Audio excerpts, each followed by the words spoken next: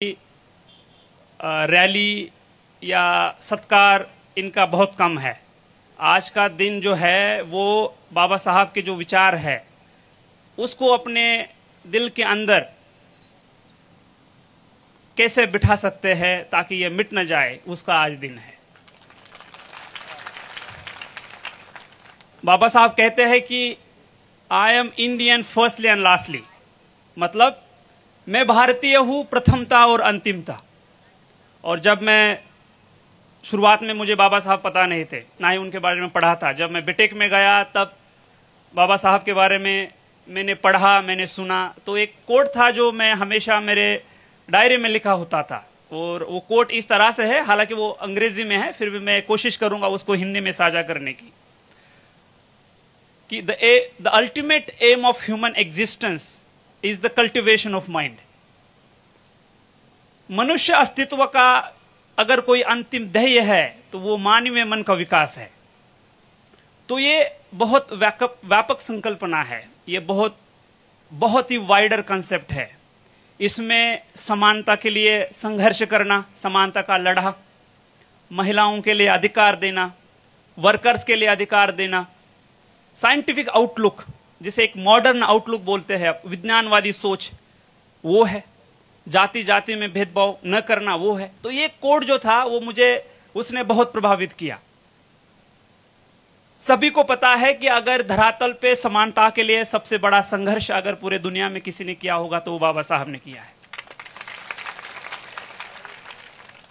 महिलाओं के लिए, महिलाओं की समानता के लिए, उनके रिस्पेक्ट के लिए, डिग्निटी के लिए, उनके राइट्स के लिए, उनके एम्पावरमेंट के लिए धरातल पे अभी तक सबसे बड़ा संघर्ष किसी ने किया होगा तो वो बाबा साहब ने किया है। कुछ चीजें हैं जो आज के दिन उनके विचार जरूर लेने हैं, बट आज का ही वो दिन है जहां हमें रिफ्लेक्शन भी करना है।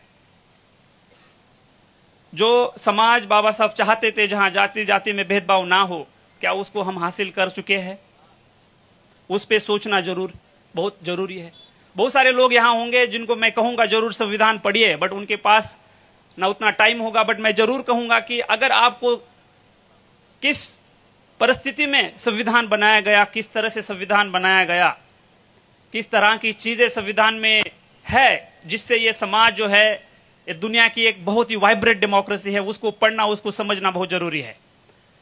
अगर आपके पास टाइम नहीं तो आप जरूर अपने संविधान की जो प्रस्तावना है उसको पढ़िए, जो फंडामेंटल राइट्स है, मूलभूत अधिकार है, उनको पढ़िए, directive principle of state policy है, उनको पढ़िए। आपको समझ में आएगा कि कितने मूलभूत अधिकार इस संविधान में बाबा साहब ने दिए हैं। जैसे राइट टू इक्वालिटी, समानता का अधिकार, जिसमें आर्टिकल 15 कहता है कि prohibition of discrimination on the basis of religion, race, caste, sex, place of birth. मतलब आप किसी के साथ भी किसी चीज को लेकर भेदभाव नहीं कर सकते। राइट टू इक्वालिटी के बाद होता है right to freedom of speech and expression, assembly, association, movement, residence, profession. मतलब आपको अधिकार दिया है, आपको बोलने का अधिकार दिया है, बोलने की आजादी दी है, आपको ऑर्गेनाइजेशन, एसोसिएशन फ्रेम करने की आजादी दी है। ये बहुत ही मूलभूत और फंडामेंटल चीजें हैं जो समाज में अगर कोई कम्युनिटी है या कोई समाज में व्यक्ति है, उसकी जो राइट्स है, उसका जो एक डिग्निटी है, उसकी जो लाइफ है, उसके लिए बहुत जरूरी है करेगा। आर्टिकल 23 और आर्टिकल 24 जब पढ़ेंगे आपको तो समझ में आएगा। उसके बाद है right to freedom of religion, अपने अधिकार से वो अगर चाहे किसी रिलीजन को वो चूज कर सकता है। उसके बाद है cultural and educational right, minority जो है उनके लिए एजुकेशन के अधिकार किस तरह से है। जो कल्चरल लिंग्विस्टिक माइनॉरिटी है, भाषा वाली माइनॉरिटी है, उनको किस तरह से प्रोटेक्ट किया है। उसके बाद है article 32, right against constitutional remedies, right. तो ये जो बहुत मूलभूत और फंडामेंटल अधिकार है जो संविधान में दिए हैं, जो संविधान की अगर प्रस्तावना आप देखोगे तो उसमें कहा है कि we the people of India, we the people of India having solemnly resolved to constitute India into a sovereign, socialist, secular, democratic republic and to secure to all its citizen justice, social, economic, political, liberty of thought, expression, belief, faith and worship, equality of status and opportunity, and to promote among them all fraternity, assuring the dignity of the individual and unity and integrity of the nation in our Constituent Assembly this 26th day of November 1949 to hereby adopt and enact and to give ourselves this Constitution. तो ये विचार है, ये विचार लेना है, ये बहुत जरूरी है। संविधान की प्रस्तावना को समझना है, संविधान में जो मूलभूत अधिकार दिए हैं उनको समझना है, ये बहुत जरूरी है।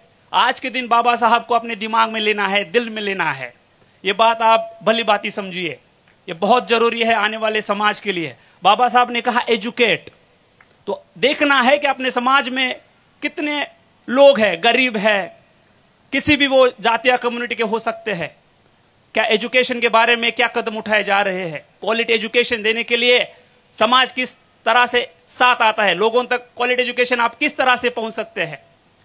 गवर्नमेंट में डिफरेंट स्कीम्स और पॉलिसीज लाई है, उसको अपन इफेक्टिवली लोगों तक कैसे पहुंचा सकते हैं, तो इसके बारे में जागरूक होना बहुत जरूरी है।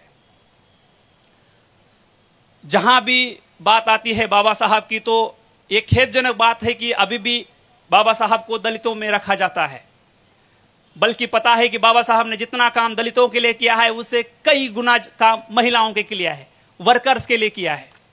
जो कोलंबिया यूनिवर्सिटी है वहां आप देखोगे तो कोलंबिया यूनिवर्सिटी में बाबा साहब का स्टैचू लगा है और वहां लिखा है द सिंबल ऑफ नॉलेज। बाबा साहब की जो एजुकेशन की डिग्रियां है, अगर आप पढ़ोगे तो आपका दिमाग पूरा चकरा जाएगा। कर रहे कि बच्चों को पढ़ाए। आज इस सांचौर में आप देखोगे तो आप हमारे सामने एक नशा का बहुत बड़ा चैलेंज है, बहुत ही बड़ा चैलेंज है, जिसको हम सबको मिलकर खत्म करना है। हमारे जो युवा है, इन युवाओं को बताना है आपको कि ये जो चीज है ये उनके लिए कितनी घातक है। वो अपने खुद का सेल्फ कंट्रोल लूज कर देते हैं, उनके चलते उनकी फैमिली परेशानी में रहती है, घर में आर्थिक संकट आता है, वही फिर नशा करने के बाद समाज में जाके क्राइम करता है, अशांति होती है, भय होता है। तो इन चीजों को रोकना होगा। जो हमारे लोग इसमें ऑलरेडी है उनको उससे खींचना होगा।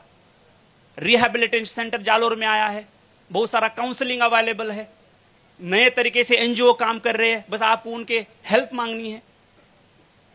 जो लोग इसमें जाने की संभावना है, जो 12th है, डिग्री है, उनको रोकना है, उनको पहले जागरूक करना है, उनको अवेयर करना है। उसके बाद जो लोग प्रत्यक्ष और अप्रत्यक्ष रूप से इसको बढ़ावा दे रहे हैं, नशीली पदार्थ की मुनवार कर रहे हैं, नशीली पदार्थ सप्लाई कर रहे हैं, एमडी, स्मैक, गांजा, अफीम, डोडा, इसको किसी भी हालत में बर्दाश्त नहीं करना है। अगर आपने आज ये ठान लिया, बाबा साहब के जयंती के अवसर पर आपने ये ठान लिया कि मैं इस नशा को खत्म करूंगा, आने वाले मेरे बच्चों का फ्यूचर सुरक्षित करने की जिम्मेदारी अपने हाथ में है, और ये जिम्मेदारी अगर आपने उठा ली तो आज ये जयंती सेलिब्रेट करने का पूरा मैं बोलूंगा कि सफल हो गया, सार्थक हो गया। यहां आके घोषणा देके या सत्कार करके वापस बिल्कुल नहीं जाना है। यहां आने के बाद बाबा साहब के विचार जो है वो दिल में लेना है, दिमाग में लेना है। हमारे सामने क्या चैलेंजेस है उसको देखना है, उसको सुनना है, समझना है, और फिर उस चैलेंजेस को हम कैसे पार कर सकते हैं। इसलिए गवर्नमेंट के साथ, समाज के लोगों के साथ, सिविल सोसाइटी के साथ मिलकर उसके खिलाफ लड़ा देना है। मैं जब तक यहां हूं तब तक पुलिस प्रशासन का पूरा सहयोग रहेगा। हर कोई चीज जो समाज में संकट पैदा कर रही है उसके खिलाफ लड़ने के लिए पुलिस यहां की सक्षम है। तो मैं आपका ज्यादा टाइम नहीं लेता हूं, बाकी मान्यवर है उनको भी आपसे बात करनी है। बट आज के दिन जो बाबा साहब की जयंती है, उस अवसर पे मैं आप सबको कहूंगा कि बाबा साहब सबके है, किसी पर्टिकुलर जाति के या पर्टिकुलर कम्युनिटी के नहीं है। बाबा साहब पूरे देश के है, पूरे समाज के है। देश का कोई ऐसा घटक नहीं है जिसके आज भी हम देख रहे हैं कि समाज में भेदभाव दिखता है, तो उसको हम कैसे खत्म करेंगे। तो बाबा साहब के विचार से हम उसको खत्म कर सकते हैं, संविधान से हम उसको खत्म कर सकते हैं। तो संविधान जो बाबा साहब ने हमें मूल्यवान जो दिया है उसको आप पढ़िए, उसको समझिए, उसकी वैल्यू से आपको पता चलेगा कितना बड़ा कंट्रीब्यूशन हम सब के लिए बाबा साहब ने दिया है।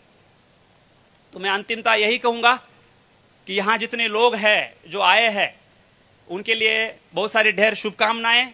आप जागरूक है, आपको वाकई में लगता है कि आज के दिन मिलकर यहाँ बाबा साहब के जो थॉट्स है, उनकी जो विचारधारा है, उसकी